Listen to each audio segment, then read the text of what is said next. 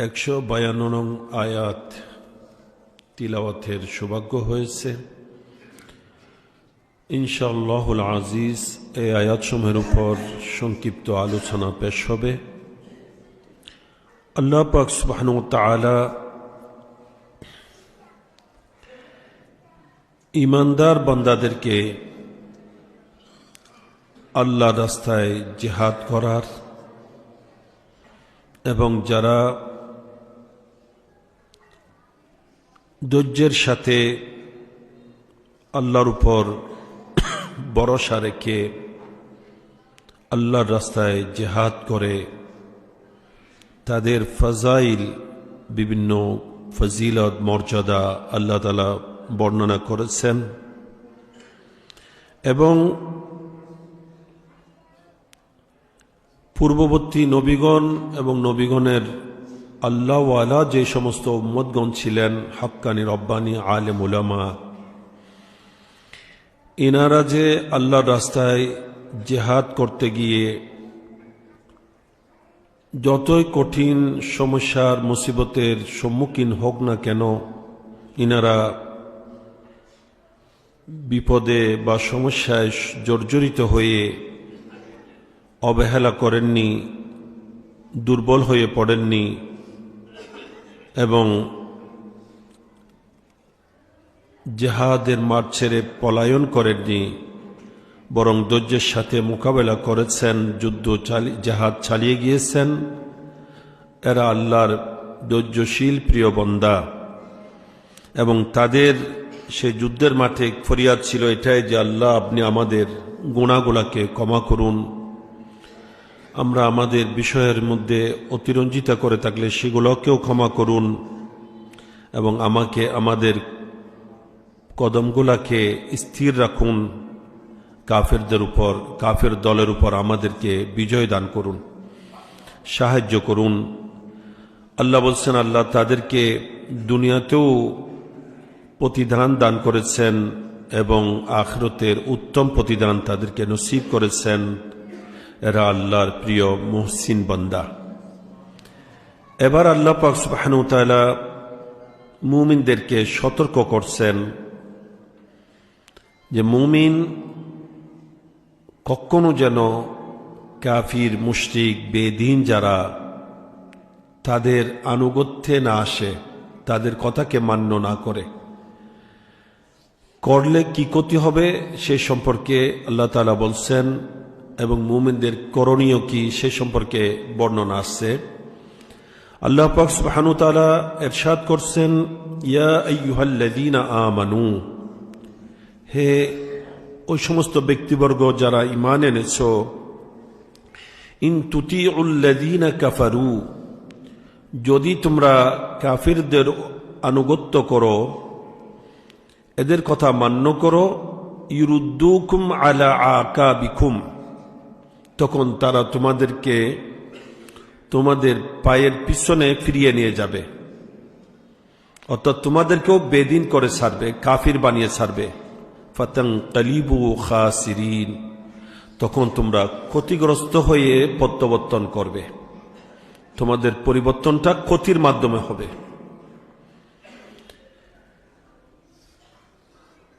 বালিল্লাহু মাওলাকুম, আল্লাহ বলছেন বরংস তোমরা আনুগত্য করলে তোমাদের যিনি মওলা সে আল্লাহরে আনুগত্য করো, তারে মান্য করো। ওহুয়া খায়রুন নাসিরিন, ইনি হচ্ছেন উত্তম মদদগার, সাহায্যকারী।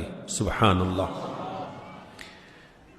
এখানে তাফসীরের মধ্যে আসছে আল্লাহ তাআলা যে মুমিনদেরকে কাফিরদের আনুগত্য করতে নিষেধ করেছেন, এখানে কাফির বলতে কাফির, মুশরিক এবং মুসলিম বেশে মুনাফিক যারা, সবগুলা এর অন্তর্ভুক্ত। সেটা প্রকাশ্য কাফির হোক অথবা মুশরিক হোক অথবা মুসলিম বেশে মুসলমান বেশে মুনাফিক হোক, সবগুলা এর অন্তর্ভুক্ত। এদের কারো আনুগত্য করা যাবে না, এদের কথা মান্য করা যাবে না। এদের কথা মান্য করলে কি হবে, এরা যারা তাদের কথা মান্য করবে তাদেরকেও কাফির বানিয়ে ছাড়বে, মুশরিক বানিয়ে ছাড়বে, অথবা মুনাফিক বানিয়ে ছাড়বে। এখনো আমরা দেখতে পাই যারা মুনাফিক চক্র মুসলিম বেশে মানুষদেরকে আল্লাহ এবং রসুলের বিরুদ্ধে কথা বলে, আল্লাহ এবং রসুলের শানে অবমাননা করে, আল্লাহকে নাউজুবিল্লাহ আবেহেলা শালা বলে, আল্লাহ নাকি শালা, নবীও নাকি শালা, সেও শালা, এরকম কথা বলতেছে। এরপরও দেখা যায় যারা তাদের আনুগত্য করছে তো তারা তাদের দলে অন্তর্ভুক্ত হয়ে যাচ্ছে। এগুলা যে কিভাবে তাদের অন্তর্ভুক্ত হয়ে যাচ্ছে সে নিজেও জানে না। অথচ একজন মুমিন এরকম কোন কারো বক্তব্য কখনো মেনে নিতে পারে না এবং তার অনুসরণ করতে পারে না, বরং তার বিরুদ্ধে সুচ্ছার প্রতিবাদী আন্দোলন করা এটা হচ্ছে মুমিনের ইমানি দায়িত্ব। কিন্তু সেই দিক থেকে আমরা অনেক দুর্বল, মনে হয় যেন আমাদের কোনো ইমানের গায়রত নেই, সব চলে গেছে। আমরা আল্লাহ এবং রসুলের প্রেমের কথা যেটা বলি এটা শুধু হয়তো মুখে বলি, বাস্তবে নেই। নাউজুবিল্লাহ মিন যালিক। তো আল্লাহ তাআলা বলছেন, হে মুমিনগণ, তোমরা কখনো তাদের আনুগত্য করবে না, যদি করো তারা তোমাদেরকে তোমাদের পায়ের পিছনে নিয়ে যাবে, অর্থাৎ পিছনের দিকে ফিরিয়ে নিয়ে যাবে।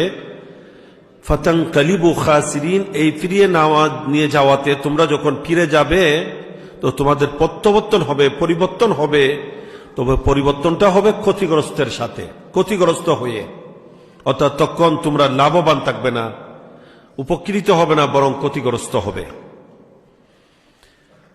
বরংস তোমরা অনুসরণ করলে, আনুগত্য করলে, তোমরা যদি মান্য করো, কাকে মান্য করবে? আল্লাহকে, মৌলাকুম, যিনি তোমাদের মৌলা, যিনি তোমাদের মালিক।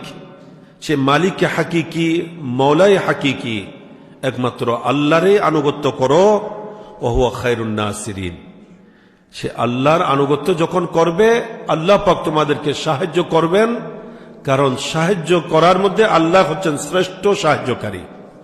সর্বশ্রেষ্ঠ সাহায্যকারী কে? আল্লাহ। এখানে আমরা যারা ইমানদার, ইমানদারদেরকে এখানে সতর্ক করা হয়েছে, যদিও আয়াত নাজিল হয়েছে সাহাবাই কেরামের ব্যাপারে। সাহাবাই কেরাম উম্মতের মধ্যে শ্রেষ্ঠ দল। সাহাবাই কেরাম ব্যতীত বাকি উম্মতের মধ্যে যিনি যত বড় জ্ঞানী, যত বড় আলেম, যত বড় আবেদ, যত বড় মুত্তাকি, যত বড় পরহেজগার, যত বড় ওলি হোক, কখনো একজন সাহাবীর সমকক্ষ হতে পারবেন না। সাহাবাই কেরাম উম্মতের মধ্যে সর্বশ্রেষ্ঠ।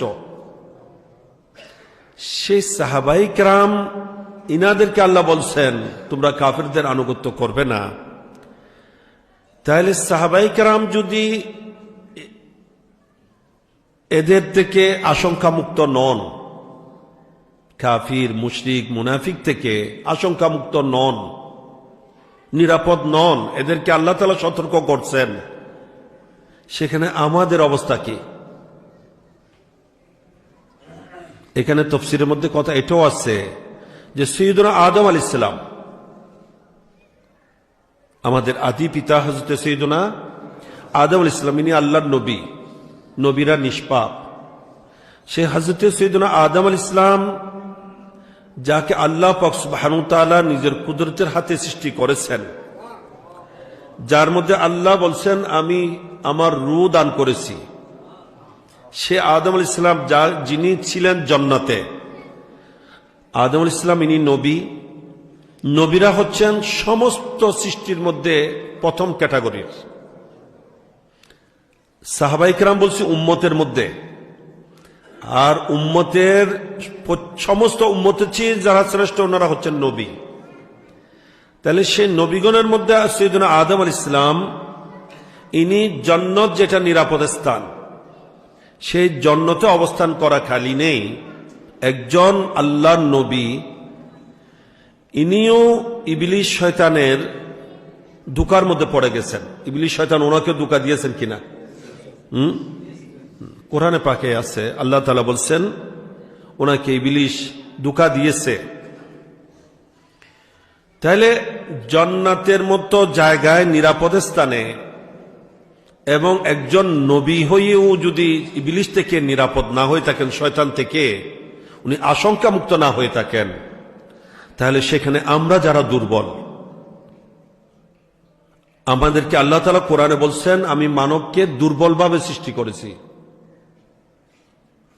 খুলিকাল ইনসানু দাঈফা, মানুষকে দুর্বল হিসেবে সৃষ্টি করা হয়েছে। আমরা খুব দুর্বল, অর্থাৎ শয়তানের ফন্দি, শয়তানের কৌশলের কাছে কিন্তু আমরা খুব দুর্বল। তাহলে আমরা কখনো নিরাপদ হতে পারি, আশঙ্কামুক্ত হতে পারি? কখনো না। এই ঘটনা আমরা আমাদের অনেকের জানা যে অলিকুল সম্রাট পিরানে পীর দস্তগীর মাহবুব ইসবাহানি গৌস আজম শেখ সৈয়দ আব্দুল কাদের জিলানী রাদিয়াল্লাহু তাআলা আনহু নিজে বর্ণনা করছেন যে আমি যখন লাগাতার নিয়মিত খুব কঠিন সাধনা করে যাচ্ছি, আল্লাহর ইবাদত বন্দেগী করে যাচ্ছি, বছরের পর বছর, দীর্ঘ 30 বছর অতিক্রম হয়ে গেছে, আমি দুনিয়ার খোঁজ খবর রাখি নাই, আল্লাহর প্রেমে বিভোর হয়ে রাত দিনের খবর আমার ছিল না, ঠান্ডা গরমের খবর আমার ছিল না, খানা পিনার কোনো খবর আমার মধ্যে ছিল না। আমি গাছের পাতা খেয়ে থাকতাম, বৃষ্টির পানি হলে সেই পানি পান করে আমি পিপাসা মিটাতাম। এভাবে যখন কঠিন সাধনা করতেছি, একদিন দেখতে পারলাম শূন্যের মধ্যে একটা নুরানি সিংহাসন। ওখান থেকে আওয়াজ আসছে যে আব্দুল কাদের, আমি তোমার রব এসেছি, তোমার মাবুদ এসেছি, তোমার ইবাদতের কষ্ট আমার আর সহ্য হচ্ছে না, আমি তোমাকে কবুল করেছি, তোমার ইবাদতকেও কবুল করে নিয়েছি, আজকে থেকে তোমাকে ইবাদত থেকে মুক্তি দিয়ে দিয়েছি। নাউযুবিল্লাহি মিন যালিক। তোমাকে কি দিয়ে দিলাম? ছুটি দিয়ে দিলাম, আজ থেকে আর কোনো ইবাদত তোমাকে করতে হবে না।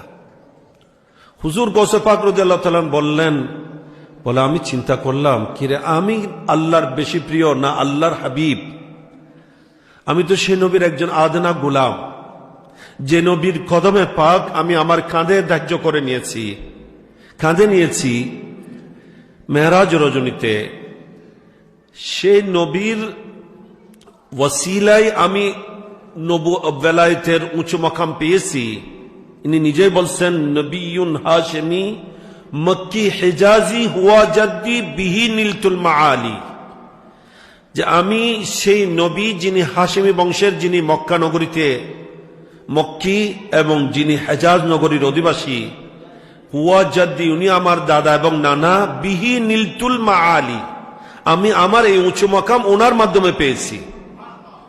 তো আল্লাহ তাআলা তো নবীকে নামাজ থেকে মুক্তি দেন নাই, ছুটি দিয়ে দেন নাই, ইবাদত করতে হবে না, এই কথা নবীকে বলেন নাই। নবী তো কষ্ট বেশি করেছেন, নবীর পা মুবারক ফেটে যেত, সারা রাত দাঁড়িয়ে দাঁড়িয়ে আল্লাহর ইবাদত করতেন, পা মুবারক ফুলে যেত, ফেটে যেত।